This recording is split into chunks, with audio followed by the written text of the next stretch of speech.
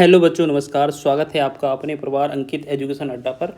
आज हम बात करने वाले हैं आपके वर्णमाला टॉपिक का तीसरा पार्ट है और इसमें हम सारे वर्णमाला को कवर कर रहे होंगे। इससे पहले हमने दो वर्णमाला के पार्ट 1 और पार्ट 2 कवर किए हैं, जिसमें हमने वर्णमाला का काफ़ी कुछ हिस्सा कवर किया हुआ है और आज ये तीसरा और फाइनल हिस्सा है। इसमें बात करेंगे हम पूरा कंप्लीट जो बचा हुआ है पूरा देखने वाले हैं। और ये मैं अंकित सर जो आपको है हिंदी बताने वाला हूं, जो कि मैंने पिछले वीडियो में भी आपको बताया था कि हमारा जो प्रीवियस ईयर की बात करें 37 आया था, 37 में से 34 नंबर आया था। ठीक है, और काफ़ी अच्छा पेपर था हिंदी का, यूपी पुलिस का। तो इसी बेस पर हमें जो अच्छा लगा या कंटेंट जो अच्छा लगा या जो क्वेश्चन में बन सकता है वो हम सभी आपको प्रोवाइड कराने वाले हैं।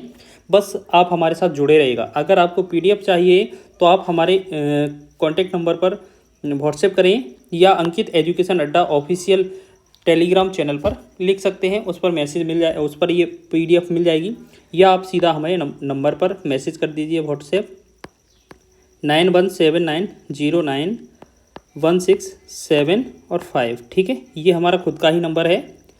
तो यहाँ या तो आप इस पर कर दीजिए, कमेंट कर दीजिए, और या तो फिर आप हमें इस नंबर पर 9179091675 इस पर व्हाट्सएप कर दें। आपको पीडीएफ दे दी जाएगी और सभी क्वेश्चन महत्वपूर्ण रहेंगे और बहुत ही अच्छे तरीके से सजाकर लिखाया गया है। तो बात कर रहे हैं, आज हम बात करने वाले हैं, कुछ हमने कवर कर लिए थे, आज हम बात करेंगे अंतस्थ व्यंजन से। ठीक है, अंतस्थ व्यंजन होता क्या है, तो बात करेंगे जिन वर्णों का उच्चारण करते समय मुख और नाक से कम वायु बाहर निकलती है, इसे अंतस्थ व्यंजन कहा जाता है। अगर इनकी संख्या की बात की जाए तो ये 4 होते हैं। तो कौन कौन से होते हैं? या, रा, ला, वा। ये कौन से होते हैं? या, रा, वा, या, वा, रा, ला। ये 4 होते हैं अंतस्थ व्यंजन। ऐसे ही बात करते हैं ऊष्म व्यंजन की। तो ऊष्म व्यंजन की बात करेंगे यहाँ पर ऊष्म का मतलब होता है गर्म वायु। ठीक है, तो यहाँ पर परिभाषा में देखेंगे कि जिन वर्णों का उच्चारण करते समय मुख और नाक से अधिक वायु बाहर निकले या गर्म वायु बाहर निकले या अधिक वायु बाहर निकले, तो वहाँ कौन सा होता है? ऊष्म व्यंजन होता है। तो जैसे इसके उदाहरण देखा जाए तो इसमें सा मतलब तीनों सा और हा। तो हम इस प्रकार कह सकते हैं कि इसके भी कितने हैं हमारे ऊष्म व्यंजन, ये भी कितनी है? संख्या है 4। ठीक है, अंतस्थ व्यंजन की संख्या 4 है और ऊष्म व्यंजन की संख्या भी कितनी है? 4 है। तो आगे बढ़ेंगे हम संयुक्त व्यंजन के बारे में। तो यहाँ पर हम बात करने वाले हैं संयुक्त व्यंजन की। तो ये आपका एग्जाम की दृष्टि से बहुत ही महत्वपूर्ण है। यहाँ पर इंपोर्टेंट भी लिख देते हैं हम, क्योंकि ये एग्जाम में पूछा गया है। संयुक्त व्यंजन की बात करेंगे जब दो विभिन्न वर्णों के योग से मिलकर बनते हैं, जो वर्ण दो विभिन्न वर्णों के योग से मिलकर बनते हैं उन्हें संयुक्त व्यंजन कहा जाता है। इनकी संख्या कितनी होती है? 4 होती है। बहुत ही महत्वपूर्ण पॉइंट है। अब इनके 4 कौन कौन से होते हैं, उदाहरण ये देख लीजिए। ये आपके एग्जाम में कई बार बने हैं, जैसे छ, क्षत्रिय, त्रा, त्रिशूल, ज्ञा, ज्ञानी और ये स्रा। ये 4 जो होते हैं संयुक्त व्यंजन होते हैं। अब इसमें ये पूछा जाता है कि कौन सा संयुक्त व्यंजन है और नहीं है, विकल्प पर आधारित क्वेश्चन होता है। या आपसे ये पूछा जा सकता है कि ये छ, क्षत्रिय वो किससे मिलकर बना होता है, तो का और सा से मिलकर बना होता है। ऐसे ता और रा, ता से त्रा बनता है, जा और यहाँ से जा मिलता है, स्रा और सा से सा रा बनता है, स्रा सा और रा से बनता है। तो हम इनमें से भी बता दें कि ये ज्ञा वाला बहुत महत्वपूर्ण है, क्योंकि इसका कल्पना भी नहीं कर सकता कोई कि कैसे कैसे बन सकता है। अगर इनकी बात की जाए तो हमने पीछे बात की थी संयुक्त अक्षर की, तो संयुक्त अक्षर ये भी होते हैं। पीछे 4 स्वर में संयुक्त अक्षर देखे थे, 4 व्यंजन में है, टोटल 8 संयुक्त अक्षर होते हैं। ठीक है, इसमें ये संयुक्त व्यंजन है, ये चीज़ याद रखेंगे। क्वेश्चन में महत्वपूर्ण है, पूछे जाते हैं आपसे। कभी कभार इनका भी वैल्यू पूछा जा सकता है, इनसे भी ये पूछा जा सकता है उदाहरण से रिलेटेड। अब बात करेंगे द्विगुण व्यंजन की। तो द्विगुण व्यंजन कौन कौन से होते हैं, तो यहाँ पर बात करेंगे द्विगुण व्यंजन की। तो द्विगुण को उच्छिप्त भी कहा जाता है। ठीक है, तो द्विगुण व्यंजन की बात करेंगे जिसमें 2 गुण हों। अच्छा, अर्थात क्या चीज़? जिन वर्णों का उच्चारण करने पर जीभ ऊपर उठकर तुरंत नीचे गिरती है उसे द्विगुण व्यंजन कहते हैं। इन्हें उच्छिप्त के नाम से या विकसित वर्ण भी कहा जाता है। इनके 2 एग्जाम्पल हैं, ये डा के नीचे बिंदी और ढा के नीचे बिंदी। बहुत ही महत्वपूर्ण है, कई बार ये भी बने हैं। ठीक है, कई सारे बच्चे ये सोच रहे होंगे कि ये वाला बनेगा, तो ये वाला नहीं बनेगा। ठीक, ये वाला नहीं आएगा। ठीक है, ये आपका वर्ग में आएगा, स्पर्शी व्यंजन के अंतर्गत आएगा। ठीक है, तो ये चीज़ याद रखिएगा। चलिए आगे बढ़ेंगे। अब बात कर लेते हैं अयोगवाह की। तो अयोगवाह व्यंजन भी बहुत पूछा जाता है पेपर में, जिसमें अंग और ये आहा दोनों होते हैं। इसमें अंग में अनुस्वार होता है और आहा को विसर्ग कहते हैं। अंग में एक प्रकार और होता है अंग को, जैसे अगर आ पर चांद बिंदु रख दें तो यहाँ पर ये चंद्र बिंदु वाला बोला जाता है। ठीक है, यहाँ पर ये बिंदी होगी तो इसे अनुसार कहा जाता है, जब इसे चंद्र बिंदु होगा तो उसे चंद्र बिंदु कहा जाएगा। ठीक है, तो ये चीज़ आपको नोट करके चलना है, याद रख लेना है कि अयोगवाह दो प्रकार के होते हैं, अंग और आहा इसके प्रकार होते हैं। ठीक है, चलिए अब बात कर लेते हैं आगत व्यंजन की। तो आगत व्यंजन की बात करेंगे तो ये क्वेश्चन डायरेक्ट ही बनता है कि इनमें से कौन सा आगत व्यंजन है।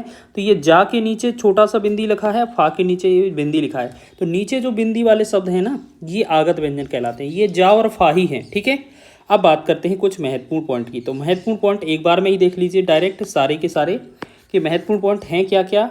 अब यहाँ पर पहले बात करेंगे कंठ व्यंजन की। तो कंठ व्यंजन कौन कौन से हैं, तो आहा और हा, इसके साथ साथ पूरा का वर्ग भी रहता है। ठीक है, का वर्ग भी पूरा रहता है। इसके बाद तालुब व्यंजन की बात करें तो ये सा और या दोनों रहते हैं, इसके साथ साथ आपका पूरा ता वर्ग भी रहता है। मूर्धन्य व्यंजन की बात करेंगे तो इसमें डा के नीचे बिंदी, ढा के नीचे बिंदी, रा और सा भी होता है, इसके साथ साथ टा वाला पूरा वर्ग। तो हम यहाँ पर शॉर्ट में लिख भी देते हैं, वैसे आगे हमने लिखा भी था कि यहाँ पर क्या हो जाएगा, का वर्ग पूरा का पूरा। ठीक, और यहाँ पर तालुब वाले में ता वर्ग भी रहेगा पूरा का पूरा। लिखना चाहे तो लिख सकते हैं, लेकिन आगे आपको लिखा हुआ मिलेगा। मूर्धन्य व्यंजन में ये तो रहेंगे ही रहेंगे, साथ में टा वर्ग भी पूरा रहेगा, जैसे टा ठा डा ढा अणा। ऐसे ही दंत व्यंजन की बात करेंगे तो इसमें दंत व्यंजन में ये हमारा ला सा और जा के नीचे बिंदी भी रहता है, साथ ही साथ हमारा पूरा वर्ग भी रहता है। ठीक है, ता वाला, तो कौन सा वाला, ता वाला पूरा वर्ग भी रहता है, ता वर्ग। ठीक है, चलिए आगे हम बात करेंगे। और तो यहाँ पर कुछ और महत्वपूर्ण है, जैसे हमने देखा कि स्वर तंत्रीय व्यंजन की बात करेंगे तो ये हा होता है। दंतोष्ट व्यंजन जो होता है दांत और ओष्ठ से बोला जाता है, जो वो वाह होता है। संघर्षहीन व्यंजन कौन से होते हैं, तो या और वाह होता है। प्रकम्पित या प्रकम्पित व्यंजन होता है, रा बोलते हैं, इसे ही लुंठित व्यंजन कहा जाता है। तो ये भी आपके डायरेक्ट बनते हैं। अब इनकी परिभाषा देख लीजिए आप। तो यहाँ पर परिभाषा देखेंगे तो यहाँ पर क्या है, पार्श्विक व्यंजन। पार्श्विक व्यंजन क्या होता है, इसका डायरेक्ट उदाहरण याद रख लेना, परिभाषा याद हो ना हो, लेकिन डायरेक्ट ही उदाहरण याद रख लेना, पूछा जाता है। जिस व्यंजन के उच्चारण में जीभ श्वास वायु के मार्ग में खड़ी हो जाती है और श्वास वायु के बगल से निकल जाती है, पार्श्विक व्यंजन कहलाता है। ठीक है, मतलब कुछ तो खड़ी हो जाती है और कुछ साइड से निकल जाती है, तो ये पार्श्विक व्यंजन है। इसका ला उदाहरण होता है, ये याद रख लेना। अगला बोला जाता है काकल्य वर्ण। काकल्य वर्ण या बोले तो कर्कश वर्ण भी कह सकते हैं इसको। काकल्य वर्ण की बात करेंगे तो जिन व्यंजन ध्वनियों के उच्चारण में मुख गुहा खुली रहती है और वायुबंद कंठ को खोलकर झटके से बाहर निकलती है, उसे काकल्य वर्ण कहा जाता है। काकल्य वर्ण कहा जाता है, तो इसका उदाहरण कौन सा है, हा। ठीक है, चलिए अब बलाघात क्या होता है, बलाघात के बारे में बात करेंगे तो ये स्वराघात भी कहा जाता है इसे। शब्द बोलते समय अक्षर विशेष पर तथा वाक्य बोलते समय शब्द विशेष पर, यानी कि जब शब्द बोल रहे हैं तो अक्षर विशेष पर, जब वाक्य बोल रहे हैं तो किस पर, शब्द विशेष पर। जो बल पड़ता है उसे बलाघात बोलते हैं, यानी कि शब्द बोल रहे हैं तो अक्षर पर, और जब वाक्य बोलेंगे तो शब्द पर जो बल पड़ेगा उसे बलाघात बोलते हैं। अब 12 खड़ी के बारे में बात कर ले तो ये तो आपने भी पढ़ा होगा बचपन में कि ये खड़ियाँ क्या क्या होती हैं। ठीक है, हर एक अक्षर की खड़ियाँ 12 प्रकार होते हैं। जैसे किसी व्यंजन के साथ स्वरों की मात्राएं री को छोड़कर अनुस्वार और विसर्ग के साथ लिखने को 12 खड़ी कहते हैं। जैसे आपने ये छोटा आ छोटी ये डायरेक्ट कितना 12 मात्राएं लिख रही हैं, और आपने देखा होगा का के साथ मात्राएं लगी हैं, खा के साथ लगती हैं, जैसे कक्का की कुक्कू के कै को कम खा, इस तरीके से पढ़ा होगा आपने। खा की भी खड़ियाँ बन सकती है, गा की भी, मतलब सारी चीज़ें बनती हैं, तो खड़ियाँ ही होती हैं, 12 खड़ी बोलते हैं इसे। ठीक है, चलिए अब बात करेंगे द्वित व्यंजन की। तो द्वित व्यंजन की बात करेंगे, द्वित व्यंजन का मतलब है 2 अक्षर एक साथ। अब यहाँ का डेफिनेशन देखें, 2 समान व्यंजनों के बीच कोई स्वर ना हो तो वह द्वित व्यंजन कहलाता है। जैसे दिल्ली हो गया, पत्ता, बिल्ली, कुत्ता, सत्ता, या कुछ भी जिसमें आपको ये दिखाई दे रहा होगा यहाँ पर नीचे ला और ला, एक आधा एक पूरा, एक आधा एक पूरा, यहाँ आधा पूरा, तो 2 व्यंजन एक साथ आ रहे हो एक जैसे और उनके बीच कोई भी स्वर ना हो, तो ये क्या होता है, द्वित व्यंजन कहलाता है। तो आप सीधा एग्जाम्पल से याद रखिएगा, एग्जाम्पल ही पूछे जाते हैं आपके। अब बात कर लेते हैं मात्रिक स्वर की। तो मात्रिक स्वर में क्या होता है, जिन शब्दों के उच्चारण में मात्रा का बोध हो उसे मात्रिक शब्द कहते हैं। जैसे कारखाना में ये बड़ा की मात्रा ज़्यादा है, महेश में ही ए की मात्रा है, महोत्सव में ओ की मात्रा है, औषधि में औ की मात्रा और छोटी की मात्रा दिख रही है। तो ये क्या होते हैं, मात्रिक स्वर होते हैं, मात्रिक व्यंजन होते हैं, सॉरी मात्रिक व्यंजन होते हैं, मात्रिक शब्द होते हैं। अब इन्हीं में मात्रिक शब्द का प्रयोग किया गया है। अमात्रिक कौन से होते हैं, जिनमें मात्राओं का बोध ना हो, जिन शब्दों के उच्चारण में मात्रा का बोध ना हो वो अमात्रिक शब्द कहलाते हैं। जैसे अमन, अमन में कोई भी मात्रा नहीं है, कलख, कलख में नहीं है, कमल में नहीं है, पवन में, रमन में, कोई में भी नहीं है, ठीक है ना। तो ये बिना मात्रा वाली अक्षर होते हैं। अब बात करेंगे घोषत्व के आधार पर। तो यहाँ पर भी क्वेश्चन बहुत पूछा जाता है कि घोष के आधार पर कौन से व्यंजन हैं। तो घोष पर सघोष और अघोष पूछा जाता है। तो घोष या सघोष एक ही बात होती है और अघोष दो प्रकार के होते हैं, ठीक है। घोष को सघोष कहा जाता है और इसमें हम बात करेंगे तो यहाँ पर इसमें कोड याद रखना, जो भी आपके 5 वर्ण होते हैं उसमें तीसरा, चौथा और पाँचवा जो वर्ण होता है वही हमारा सघोष कहलाता है। तो हम बात करेंगे यहाँ पर जिन वर्णों के उच्चारण में स्वर तंत्रिका में कंपन हो उन्हें घोष व्यंजन कहा जाता है। अब यहाँ पर देखिएगा, ये आपकी महत्वपूर्ण है ये वाली लाइन, ठीक। क्या है, प्रत्येक वर्ग का तीसरा हो गया, चौथा हो गया, पाँचवा तथा सभी स्वर आएंगे, द्विगुण व्यंजन आ जाएंगे, अंतस्थ व्यंजन आएंगे और हा और जा, ये सारे के सारे कौन कौन अंतस्थ व्यंजन कौन कौन से होते हैं, यारा लावा, ये सारे के सारे कौन से होते हैं, घोष व्यंजन होते हैं, घोष वर्ण होते हैं। ये याद रखना, घोष वर्ण होते हैं, याद रखना, ठीक है। व्यंजन में तो आप देख ही रहे हैं, साथ ही साथ घोष वर्ण में ये टोटल। तो ये एग्जाम्पल रट लीजिए, ये बहुत पूछा जाएगा एग्जाम में, सारे के सारे एक बार में देख दिए हमने। यहाँ 3 4 5 का मतलब होता है 3 4 5, फिर सभी स्वर एक साथ, स्वर भी हो जाएंगे, द्विगुण व्यंजन हो जाएंगे, अंतस्थ व्यंजन और हा, ठीक है। तो ये चीज़ें आपको नोट करके चलना है, याद रखेंगे, ठीक है। चलिए, तो ये चीज़ हो गई अपने कौन सा, घोष वर्ण। अब इनके उदाहरण देख लीजिए कौन कौन से हैं। जैसे हम बात करेंगे इसमें कि का वर्ग में अगर गा, घा और अंगा ये वाले, ऐसे ही चा वर्ग में जा, झा, या, टा वर्ग में ये टा, ठा, डाना, ता वर्ग में दा, धा, ना और पा वर्ग में ये बा, भा, मा, ये सभी के सभी जो होंगे वो कौन से हो जाएंगे, आपके घोष वर्ण या सघोष वर्ण हो जाएंगे, ठीक। चलिए, तो आगे हम बात करेंगे अघोष वर्ण की। तो अघोष वर्ण की बात कर लेते हैं अब इस बार में। अघोष व्यंजन क्या होते हैं, जिन वर्णों के उच्चारण में स्वर तंत्रिका में कंपन ना हो, जिन वर्णों के उच्चारण करने में केवल श्वास का ही प्रयोग होता हो या किया जाए, उन्हें अघोष व्यंजन कहा जाता है। अब आपके लिए सबसे ज़्यादा महत्वपूर्ण क्या है, ये वाला उदाहरण, जैसे आपने ऊपर वाले का देखा, इसका भी देख लीजिए। प्रत्येक वर्ग का कौन सा, पहला, दूसरा और सा तीनों सा और फा, ये सब के सब क्या हो जाएंगे, आपके अघोष हो जाएंगे, ठीक है। तो आपने देखा कौन कौन सा अक्षर, पहला और दूसरा, प्रत्येक वर्ग का पहला दूसरा, तो ये क्या हो जाएगा, आपका अघोष होगा। चलिए, तो इसके उदाहरण देख लीजिए। तो हम बात करने वाले हैं इसकी कि का वर्ग, यहाँ पर का और खा हो जाएगा, चा वर्ग में चा और छा हो जाएगा, टा वर्ग में टा ठा हो जाएगा, ता वर्ग में ता था हो जाएगा, पा वर्ग में पा फा हो जाएगा। तो ये सारे के सारे क्या हो जाएंगे, आपके ये आपके अघोष हो जाएंगे, ठीक है। तो ये चीज़ आप याद रख रहे हैं। चलिए, इतना चीज़ समझ रहे हैं ना। चलिए, इतना चीज़ समझ गए हैं तो आगे बढ़ेंगे हम अगले प्रश्न की ओर या अगले क्वेश्चन की टाइप की ओर, ठीक है ना। चलिए, तो ये चीज़ समझ रहे हैं ना अपना, ये भी अपना महत्वपूर्ण है, एग्जाम में बनता है आपका। चलिए, तो आगे बढ़े हम नेक्स्ट पार्ट की ओर। अब बोला जा रहा है प्राणत्व के आधार पर, ये प्राण या वायु के आधार पर, ठीक है। तो इसमें हम क्या बोलेंगे कि प्राणत्व के आधार पर, प्राण के आधार पर मतलब वायु के आधार पर। तो ये होता है अल्प प्राण, एक होता है महाप्राण। अल्प प्राण में क्या होता है, कम वायु की आवश्यकता होती है। जैसे हम बोलेंगे जिन वर्णों का उच्चारण करते समय मुख से कम वायु बाहर निकले उन्हें अल्प प्राण व्यंजन कहा जाता है।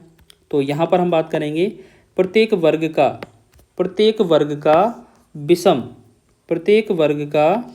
विषम वर्ण, जैसे 1 3 5 एवं अंतस्थ व्यंजन और सभी स्वर और नीचे डा के नीचे बिंदी, ये जो आएंगे वो अल्प प्राण के अंतर्गत आएंगे। तो हम इसमें बात कर रहे हैं अल्प प्राण की। तो अल्प प्राण में हमने क्या बोला कि इसमें कौन कौन सा अक्षर होगा, का वर्ग में कौन सा हो जाएगा, का हो जाएगा, गा हो जाएगा, अंगा हो जाएगा। ऐसे ही चा वर्ग में चा होगा, जा होगा और यहाँ होगा। टा वर्ग की बात करेंगे तो यहाँ टा होगा, डा होगा और अना हो जाएगा। ता वर्ग में बात करेंगे ता, ये ढा, यहाँ ये दा है, सॉरी, दा और ना। पा वर्ग में बात करेंगे पा, बा और मा। ठीक है, तो ये चीज़ आप समझ रहे हैं, तो ये चीज़ आपको याद रखना है। ठीक है, ये भी आ जाएगा। तो ये वाले क्या हो जाएंगे आपके अल्प प्राण। अब महाप्राण की बात करेंगे तो ये महाप्राण से आधारित क्वेश्चन भी पूछा जाता है। तो महाप्राण की बात करेंगे ज़्यादा वायु, ज़्यादा वायु, अल्प का मतलब कम वायु, अल्प प्राण में अल्प कम वायु, महाप्राण में ज़्यादा वायु। तो जिन वर्णों का उच्चारण करते समय मुख और नाक से समान मात्रा में वायु बाहर निकले या ज़्यादा मात्रा में वायु बाहर निकले उसे महाप्राण व्यंजन कहा जाता है। अब ये वाला इंपॉर्टेंट पड़ जाता है हमारा एग्जाम्पल कि प्रत्येक वर्ग का समवर्ण, मतलब समवर्ण कौन सा, दूसरा और चौथा, इसके साथ साथ ऊष्म व्यंजन, सारे के सारे ऊष्म व्यंजन कौन कौन से होते हैं, तीनों सा और हा। इसके बाद डा के नीचे बिंदी, ये वाला इनके महाप्राण के अंतर्गत आएगा। अब इनमें से जैसे हम बात करेंगे कौन कौन से होंगे, तो का वर्ग में आपका खा हो जाएगा और घा हो जाएगा। ऐसे चा वर्ग में छा हो जाएगा और झा हो जाएगा, दूसरा चौथा है ना।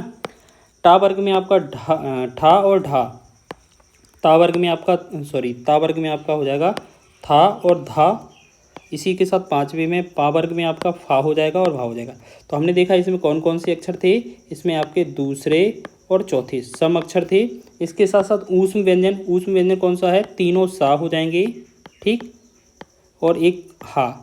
इसके साथ साथ डा के नीचे बिंदी। ये वाले जो शब्द हैं एक्स्ट्रा आपको याद रखने हैं कि ये किसके अंतर्गत आएंगे, तो ये आ जाएंगे आपके इसके अंतर्गत, ठीक है, महाप्राण के अंतर्गत। तो आपने इस तरीके से सभी प्रश्नों को याद कर लिया होगा या इससे रिवीजन कर लिया होगा। वीडियो अच्छा लगा है तो वीडियो को लाइक करें, शेयर करें। चैनल पर नए हैं तो चैनल को सब्सक्राइब कर लें। इसी तरीके से हम पूरा आपका हिंदी पढ़ाने वाले हैं, जिसमें आज ही हमने वर्णमाला टॉपिक को कवर किया हुआ है 3 पार्टों में, ठीक है। तो ऐसे ही हम 1 बाय 1 अब आगे पार्ट करते जाएंगे, या फिर आप अपना टॉपिक का नाम बताइएगा कमेंट करके पहले किस टॉपिक को पढ़ना है। तो सबसे पहले तो हमें वर्णमाला करना था, तो वर्णमाला हमने कर लिया है।